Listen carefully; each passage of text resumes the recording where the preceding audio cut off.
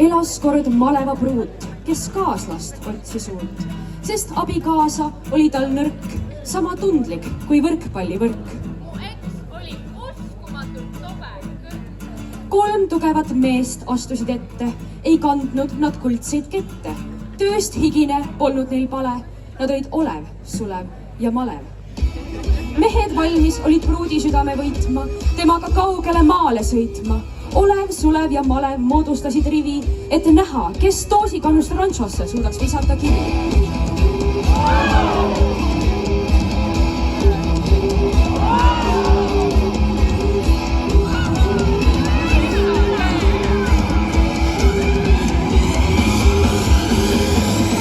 Mehi alles jäi vaid 2, sest Olevi kivi kukkus poolel teel mats.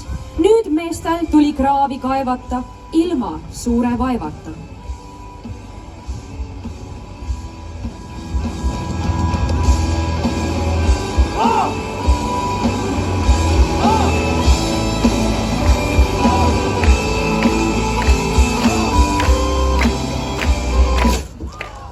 On jäänud alles ainult Malev, kuid tema arusaama võidust on vale. Et pruudi südant köita, peab ta põhjakonna võitma. Põhjakonn.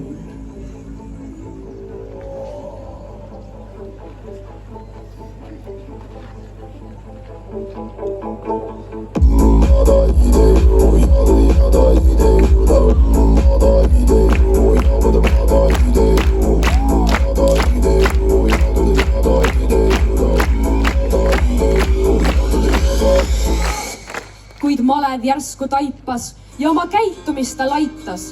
Võita ei saa selle alatu teoga. Lahendame peame selle köie veoga.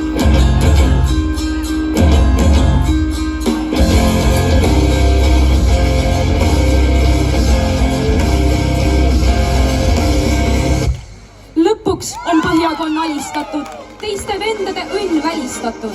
Läbi on elu, mis raske ja karm. Nüüd saavad tantsida Malev ja ta arv.